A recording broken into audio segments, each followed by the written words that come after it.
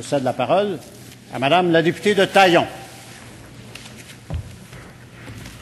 Monsieur le Président, 2 jours après que la ministre de l'Éducation ait décrété unilatéralement la fin des discussions avec les fédérations étudiantes, le Premier ministre faisait une sortie en grande pompe pour présenter sa solution globale censée régler le conflit actuel. Concrètement, le Premier ministre a proposé une hausse de la facture de 82% sur 7 ans au lieu de 75% sur 5 ans.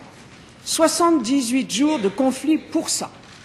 On constate que le Premier ministre tourne encore une fois autour de la question centrale sans toucher au nœud du problème, soit la hausse des frais de scolarité.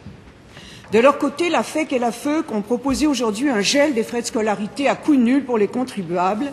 Ils bougent encore une fois les étudiants, ils proposent une solution au gouvernement, démentant ainsi les accusations d'inaction à leur égard. Les 2 parties ont présenté des propositions. Maintenant, il faut passer au dialogue. Le temps presse. Qu'attend le Premier ministre pour faire appel à un médiateur? Madame la ministre de l'Éducation. Merci, Monsieur le Président. Quelques éléments, Monsieur le Président, en réaction à la question de la députée de Taillon. Premièrement, je pense que nous remarquons tous ici en cette Chambre que la députée de Taillon, à l'instar de plusieurs de ses collègues membres du Parti québécois, arbore toujours le carré rouge. Ça signifie donc, ils s'applaudissent, ils s'auto-applaudissent.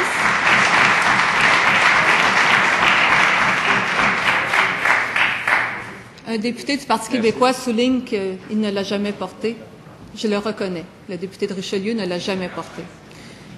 Mais je veux donc dire qu'ici, la députée de Taillon, elle, incite toujours les étudiants à boycotter leurs cours en réaction à un désaccord avec le gouvernement.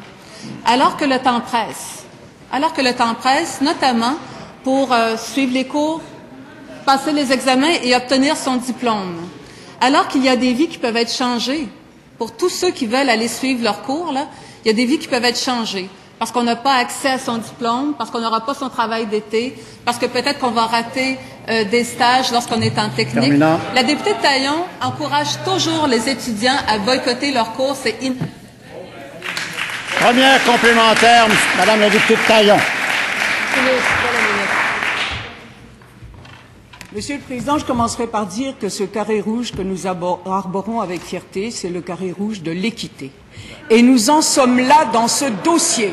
Et j'aimerais demander au Premier ministre s'il ne comprend pas que l'enjeu à ce moment-ci est très sérieux. Le temps presse. D'un côté, les étudiants font une proposition. De l'autre côté, le gouvernement répète jusqu'à plus soif la même chose. Ce qui est clair, c'est que les partis ne s'entendent pas. Ce qui est clair, c'est qu'il faut reprendre le dialogue. Il faut un médiateur. Madame la ministre de l'Éducation. Monsieur le Président, la députée de Taillon ne peut quand même pas nous faire croire que arborer le carré rouge, c'est encourager les gens à aller suivre leurs cours. Ils ne peuvent quand même pas dire ça. Ils doivent reconnaître comme Parti québécois. S'il vous plaît. On va écouter la réponse. Ah, Madame la députée de Matapédia. Je vous entends. S'il vous plaît. Madame la ministre. Ils doivent reconnaître, pour être honnêtes, qu'ils encouragent les étudiants à boycotter leurs cours comme mode de solution à une problématique. C'est exactement la position du Parti québécois. Maintenant, le Parti québécois modifie son vocabulaire. Il nous demandait de bouger sur les droits de scolarité. Nous avons trouvé une solution. Les droits de scolarité, c'est une facture à acquitter pour aller à l'université. Cette facture, elle est moindre que celle qui était prévue. Le gouvernement a bougé. Et aujourd'hui, c'est le temps de laisser aux étudiants le soin de se prononcer. Deuxième complémentaire, Madame la députée de Taillon. Ce qui est vrai, Monsieur le Président, c'est qu'actuellement, il y a un blocage. Il y a une impasse. Il y avait la semaine dernière une amorce de discussion qui a été rompue unilatéralement par le gouvernement. Il y a eu ensuite une proposition qui ne fait pas l'affaire des étudiants qui arrive aujourd'hui avec une autre proposition. Est-ce qu'on pourrait reprendre dans le calme le dialogue? Est-ce qu'on pourrait sortir de l'impasse et faire appel, ce qui est le bon sens, à un médiateur? Bravo.